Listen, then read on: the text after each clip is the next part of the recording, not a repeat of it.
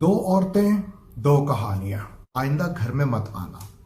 And she has done it again. What nonsense, क्या stupidity है। तो वो निकली मेरी नौकरानी की बेटी। Surprise? No, not at all. Well done Vidya Balan. बहुत हो गई तारीफें। And then same old shit. Afreen है वो मेकअप वाले। मैं ऐसे आपको बताता हूँ, मैं इसकी कोई फीस भी नहीं ले रहा। What a magnificent story. कैमरे को बंद कर देते हैं। Hey everyone, the Dark Knight is here. दो औरतें, दो कहानियां, माया मेनन और रुखसाना मोहम्मद। माया टीवी जर्नलिस्ट है। रुखसाना माया के घर की नौकरानी है जो उनके लिए खाना बनाती है और उसके बेटे को, जिसको सेरेब्रल पाल्सी का इशू है, संभालती है। एक रात काम से वापस आते वक्त माया नींद में गाड़ी चला रही होती है कि ऐसे में एक लड़की उसकी गाड़ी से टकरा जाती है और वो बुरी तरह घायल हो जाती है, लेकिन वो बच जाती है। वो उसकी हेल्प नहीं करती।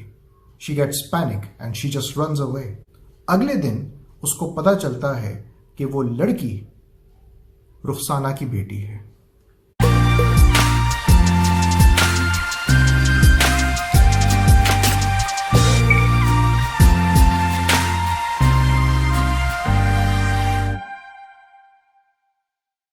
सबसे पहली बात, व्हाट अ मैग्निफिसेंट स्टोरी।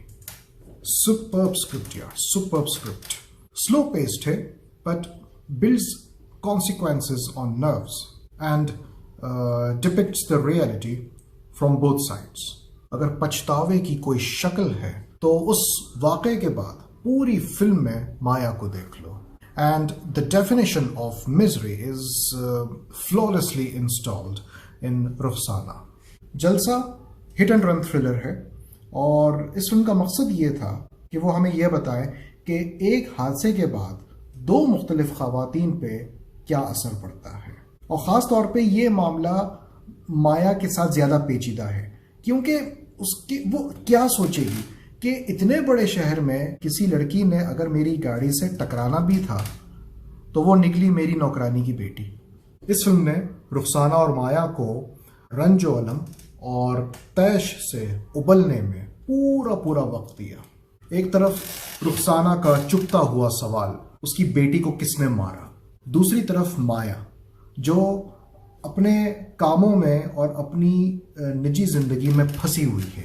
एक तरफ उसकी जर्नलिज्म, दूसरी तरफ उसका डिवोर्स चल रहा है, तीसरी तरफ उसका बेटा जो सेरेब्रल पाल्सी के प्रॉब्लम में है, और इन सब के बीच में चौथा मसला उसकी नौकरानी रुखसाना का वजूद जो बार बार उसको उस वाक़े की तरफ उसका दिमाग का रुख कर देता है। So she needs a break. वो ऐसे में क्या कर सकती है?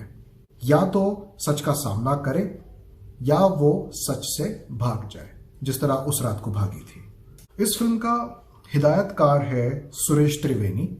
इससे पहले मैंने इसकी फिल्म देखी है तुम्हारी सुलू। तुम्हारी सुलू आपको पता है कि वो एक एंटरटेनिंग फिल्म थी। वो संजीदा भी थी लेकिन एक एंटरटेनिंग फिल्म थी as compare to this one, क्योंकि ये फिल्म बहुत डार्क है। मालूम ये होता है may be Suresh Triveni is flexible with scripts, क्योंकि दोनों फिल्मों की एग्जीक्यूशन बहुत अच्छी है और दोनों की स्टोरीज को बहुत अच्छी हिदायत दी है। बहुत अच्छे से वो स्टोरी के फ्लो को लेकर चला है अंटिल द कंक्लूजन। माया मेनन का रोल प्ले किया है विद्या बालन ने। One of the best performances of the year 2022. Surprise? No, not at all. अगर फिल्म में विद्या बालन काम कर रही है, definitely we are looking for one of the best performances, and she has done it again.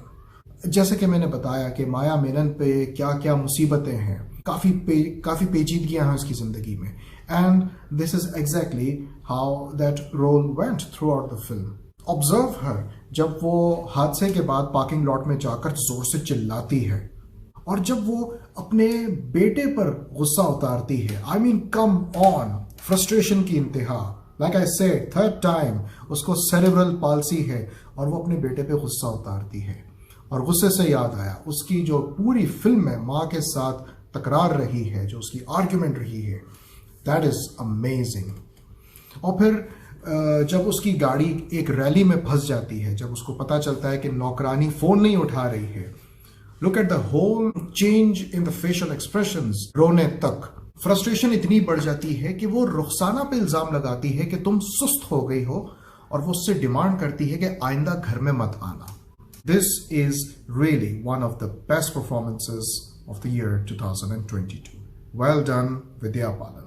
उस हादसे से जो फिल्म की डेवलपमेंट शुरू होती है, we realise about how Rukhsana will be going through. Rukhsana is played by Shefali Shah. So just imagine what she's going to do. What a wonderful actress she is. And yes, she played a fantastic Rukhsana Muhammad, a heartbroken poor mother. All of a sudden she gets a news and she is in the hospital looking at her in a very, very miserable state. What an accident. Afreen है वो makeup वाले जिन्होंने मैं वो picture तो नहीं दिखाऊंगा यहाँ पे, but it was a bloody really good accident.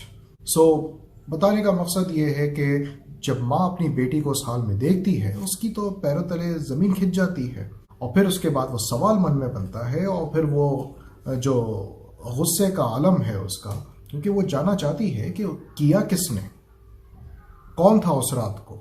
बहुत हो गई तारीफें, प्लॉट होल्स भी हैं, और कुछ ऐसे हैं जो बियॉन्ड लॉजिक हैं। एक तो ये, जैसे मैंने पहले बताया, कि विद्या बालन माया मेनन पार्किंग लॉट में जोर से चिल्लाती है, उसको सुनने वाला कोई भी नहीं है।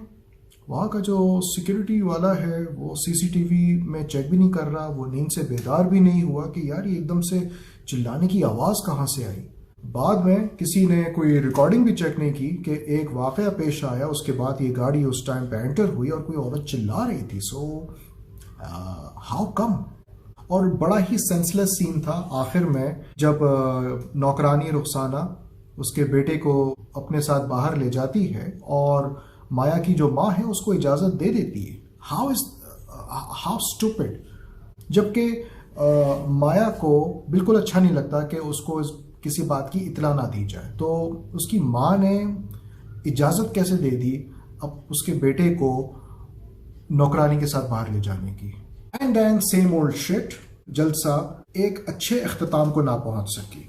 Again another film that didn't meet a technical conclusion. I don't understand this shit. जलसा बहुत अच्छी फिल्म है यार, लेकिन what the hell happened in the end? I mean, what nonsense. क्या stupidity है, what I was expecting और निकला क्या। You know what? बॉलीवुड के डायरेक्टर्स को चाहिए कि वो पूरी फिल्म बनाने के बाद द डार्क नाइट को बुलाए और कहे कि भाई ये हमने पूरी फिल्म बना दी है, अब आप देखो कि इस फिल्म को एंड कैसे करना है। मुझे राइटर ले लो फिल्म की एंडिंग करने के लिए, या डायरेक्टर बना दो, मैं बहुत अच्छी एंडिंग करके दिखा दूंगा। मैं तमाम डायरेक्टर्स को बता देता हूँ जलसा को किस तरह ख़त्म कर सकते थे, ठीक है। मैं ऐसे आपको बता देता हूँ, मैं इसकी कोई फीस भी नहीं ले रहा। माया की गाड़ी पॉलिटिकल रैली में फंस जाती है, रुखसाना उसके बेटे को लेकर कहीं जा रही होती है, राइट, और फिर उसके बाद उसका फ़ोन बंद जा रहा होता है, फाइन। रुखसाना की गाड़ी उसी सड़क पर से जहाँ पे हादसा हुआ था वहाँ से उस गाड़ी को गुजारते और पीछे से कैमरे को बंद कर देते। That's it. That's it. The end. It gives a very, very strong message. Keep it open end. Make it open end. Let people think, let viewers think कि आगे क्या हुआ होगा। रुखसाना ने क्या इंतकाम लिया, रिवेंज लिया, या whatever happened on that very street. So directors need to think कि फिल्म को किस तरह से एंड किया जाए। पता नहीं फिल्म का नाम जलसा क्यों रखा, वो जो जलसा आखिर में दिखाते हैं इसलिए। Just doesn't make any sense guys. मैं बता देता हूँ इस फिल्म का क्या अच्छा नाम हो सकता था। सड़क, यस, स्ट्रीट, सड़क, वो सड़क जहाँ पे एक्सीडेंट हुआ, वो सड़क जहाँ पे मोरे को घोंस दिया गया, और शायद वही सड़क थी जहाँ पे वो पॉलिटिकल रैली भी हुई और उसको पता चल गया कि कुछ गलत होने वाला है। सो सड़क नाम would have been very thoughtful. एक बहुत अच्छी फिल्म देखने को मिली जिसमें टेक्निकल ब्रिलियंस भी थी, बेहतरीन अदाकारी थी, और सुरेश त्रिवेदी ने बहुत अच्छी डायरेक्शन दी, बहुत से सीन्स ऐसे थे जो बड़े जोरदार थे. I can say कि this is easily one of the 5 best films of the year 2022. If you haven't watched on Amazon Prime. I'm Sunny Naik.